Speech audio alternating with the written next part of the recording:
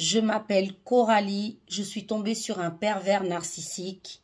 Voici mon histoire. Si tu arrives sur ma page, like, abonne-toi, partage, mets la vidéo en favori, tu pourras en avoir besoin pour toi, pour un ami ou pour plus tard. Steph, créatrice de la marque minceur et ventre plat de chez Jungle Tea. Donc si tu as du poids à perdre, du ventre à perdre ou d'autres problèmes de ventre ballonné, va sur le site, le lien il est en bio.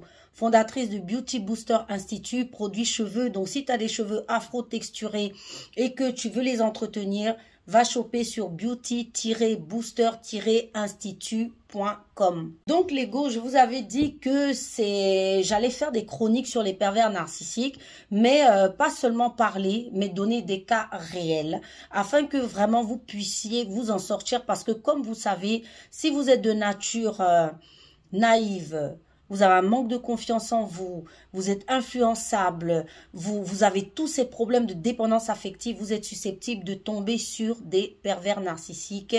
Et vous savez que ce sont des histoires qui peuvent aller très loin, qui peuvent aller même jusqu'à... Voilà, je vous fais pas un dessin, donc suivons ici l'histoire de Coralie. Donc les filles, ici c'est une histoire où vraiment le pervers narcissique a joué vraiment de subtilité. Je vous ai toujours dit que les pervers narcissiques, il y en a au moins 6 ou 7. Il y en a plusieurs. Il y en a, ils vont agir sur la violence. Il y en a, ils vont agir sur les violences psychologiques. Il y en a, ils vont se culpabiliser. Ils vont vous faire culpabiliser. Il y a plusieurs styles de pervers narcissiques, mais c'est toujours le même modus operandi. Donc, c'est comme ça que Coralie nous dit qu'elle rencontre un jeune homme et tout, fort, je veux dire, généreux, parce que lui, en fait, il adore lui faire des grosses surprises, des gros cadeaux grandioses et tout. Et elle, il se trouve qu'elle adore les surprises. Ben, tiens. Ici, dans la phase de love bombing, donc le love bombing, comme je vous explique, c'est le début de la relation où il va vous couvrir d'amour. Donc, dans cette phase de love bombing, c'était monsieur surprise, des grandes surprises, voilà, des grands restaurants, viens, on va faire ci, voilà une robe magnifique, vraiment elle se sentait en confiance, elle s'est dit c'est l'homme qu'il me faut, c'est l'homme de ma vie. Donc voilà comment le pervers narcissique ici va ferrer Coralie tout doucement, avec tous ces cadeaux merveilleux, avec toutes ces surprises merveilleuses.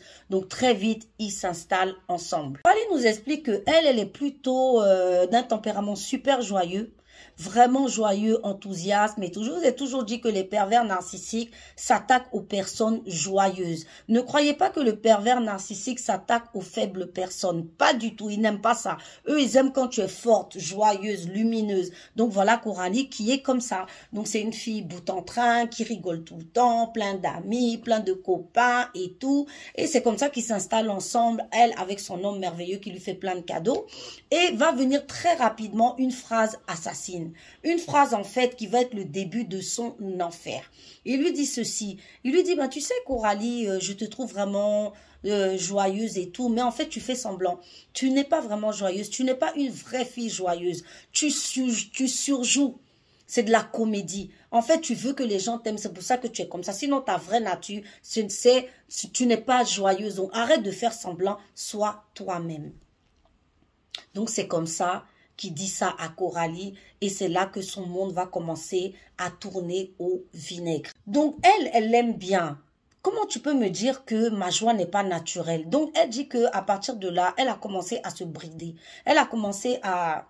C'est-à-dire, quand ils sont en groupe, quand ils sont entre amis, à ne plus vouloir rigoler, à ne plus vouloir, voilà, faire le bout en train, rigoler. Vous savez, il y a toujours des gens comme ça qui aiment animer, qui aiment, voilà. Mais comme son gars lui a dit que non, toi, en fait, tu surjoues. Donc, elle a commencé à se brider, à être calme. Quand il fallait rigoler, elle ne rigolait plus. Quand il fallait rencontrer d'autres personnes, elle ne voulait plus. Elle n'avait plus envie. Donc, elle a commencé à s'éloigner même de ses amis. Parce que si on dit que tu surjoues, c'est que tes amis sont hypocrites. Enfin, ça va de soi. Voilà, vous voyez un peu le vice. Voilà, parce que si toi, tu surjoues et que les autres rient, en gros, ça veut dire que les autres, ils se foutent de toi. Toi, tu n'es juste qu'un clown. En fait, c'était ça dans sa tête.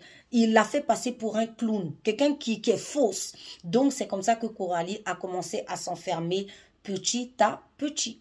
C'était très bien joué, cette phase de dénigrement. Très, très bien joué, joué finement. Il lui a rien dit de grave, mais juste ce mot a fait qu'elle a commencé à tout remettre en question, à se dire, bah attends, si je surjoue, je suis un clown, c'est que ceux qui sont en face de moi sont des hypocrites. Donc voilà, donc c'est comme ça que elle a commencé à s'isoler de tout le monde, s'isoler de ses amis. Elle ne voulait plus rencontrer personne. Elle préférait rester avec lui. Elle était bien avec lui, puisque avec lui, elle était naturelle, voilà, mais avec les autres, c'était du surjoué. Vous voyez, donc c'est comme ça que elle a commencé à s'enfermer. Donc, il va poursuivre, hein, donc, dans cette violence psychologique, parce que vous savez, c'est de la violence psychologique. Vous savez, la violence psychologique, ce n'est pas forcément des injures. Ça peut être ce genre de choses, ce genre de mots qui fait qu'en fait, tu te sens plus toi-même, tu n'es plus toi-même, et c'était le cas. Et il lui a dit comme ça une autre phrase aussi assassine. Tu sais, Coralie, moi, je parlerai jamais de toi et de moi à qui que ce soit. Et donc, voilà, moi, en tout cas, nous, nos secrets, je les garde bien au chaud. Moi, je ne parlerai à personne. C'est comme ça que Coralie, ayant entendu cette phrase, elle s'est dit quoi? Ben, moi aussi, je vais parler de notre vie à personne. C'est comme ça que même quand elle se sentait un peu enfermée, un peu parce que il commençait à lui faire des scandales, hein, parce que quand il lui a dit oui, tu surjoues avec tes amis, dès qu'elle allait rencontrer un ami, c'était des scandales. Oui, pourquoi t'es allé voir si je t'ai dit, voilà, le contrôle et l'enfermement, parce que le pervers narcissique, en fait, il veut t'enfermer pour te contrôler. Il ne veut pas que tu ailles voir X ou Y amis, pouvoir vivre ta vie parce qu'on ne sait jamais, tu peux raconter des choses sur lui. Donc, il l'empêchait de voir ses amis, il l'empêchait de voir qui que ce soit. Donc, quand il a dit cette deuxième phrase assassine en lui disant « je ne parle jamais de toi », elle aussi, bien évidemment, dans la loyauté. Vous voyez comment on arrive à vous avoir, vous les personnes loyales, influençables, naïves, qui avaient confiance aux autres. Elle aussi, elle s'est dit, bah moi aussi, pareil, moi aussi je parlerai pas. Donc, elle disait que des fois, elle avait envie de se rapprocher de sa mère, de parler avec sa mère pour dire, maman, vraiment, c'est bizarre, je me sens pas bien dans le couple, voilà ce qui fait. Mais elle s'est dit, motus et bouche cousue, bingo, le pervers narcissique comme ça, tirait les ficelles, la manipulait et avait réussi à la mettre dans cette prison dorée. Comme ça qu'elle vivait bah, qu'avec lui, elle ne voyait que lui, de toute façon, il ne voulait pas qu'elle voie personne d'autre, et donc elle ne pouvait pas parler aussi à sa mère, à ses parents. C'est comme ça qu'elle dit qu'elle a commencé à avoir des crises d'angoisse. Vous voyez, les crises d'angoisse, c'est-à-dire déjà, elle se sentait plus elle-même.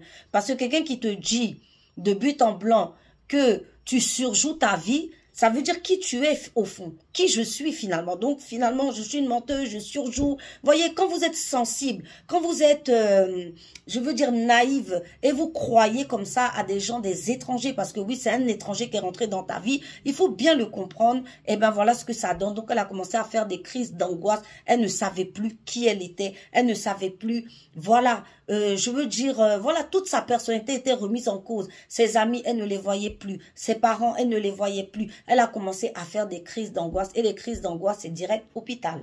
Comme ça, dans leur maison enfermée, elle enfermée de tout le monde. C'est comme ça que, à force de crise d'angoisse, un jour, elle lui a dit, écoute, moi, personnellement, je veux qu'on en reste là. Je préfère qu'on arrête là. C'est comme ça qu'elle a mis fin à la relation et qu'elle s'est sauvée. Elle dit que même jusqu'au jour d'aujourd'hui, elle ne s'est toujours pas, c'est-à-dire, elle ne s'est toujours pas remise.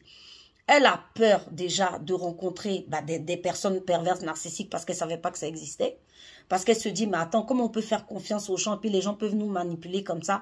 Et cette phrase qu'il lui a dit, qui résonne encore dans sa tête jusqu'aujourd'hui, a-t-elle surjoué sa vie ou en fait c'est lui qui tirait les ficelles. Et voilà aujourd'hui Coralie, un peu brisée, mais en essayant de récupérer un peu sa joie de vivre, de récupérer un peu tout ce qu'elle était, et ben déjà elle l'a foutu dehors et là elle essaye de se reconstruire. Je vous le dis ici mesdames et messieurs, parce qu'il y a des hommes et des femmes pervers narcissiques. Ne négligez pas ce phénomène. Si vous savez que vous avez une nature dépendante affective, vous savez la dépendance affective, vous avez besoin d'amour, et parce que c'est ça passe déjà même par là. En général, presque toutes les personnes qui se font avoir, ce sont des personnes qui doivent travailler sur leur dépendance affective. La dépendance affective, c'est quand tu as besoin de validation, tu as besoin qu'on t'aime, tu as besoin, et c'est là qu'on arrive à te happer, influençable, naïve, sauveuse. toutes ces caractéristiques de toutes ces personnes, vous êtes très susceptible de tomber sur ce genre de personnes qu'on appelle les pervers narcissiques. Donc voilà l'histoire de Coralie. Mets ton avis en commentaire. Si jamais tu as besoin d'expliquer ton histoire, rentre en inbox ou explique ton histoire en commentaire. Si tu as besoin de me contacter pour de l'aide ou pour un coaching, n'hésite pas à me contacter. Je me ferai un plaisir de t'aider ou de te conduire vers des professionnels. Prenez soin de vous. Ciao.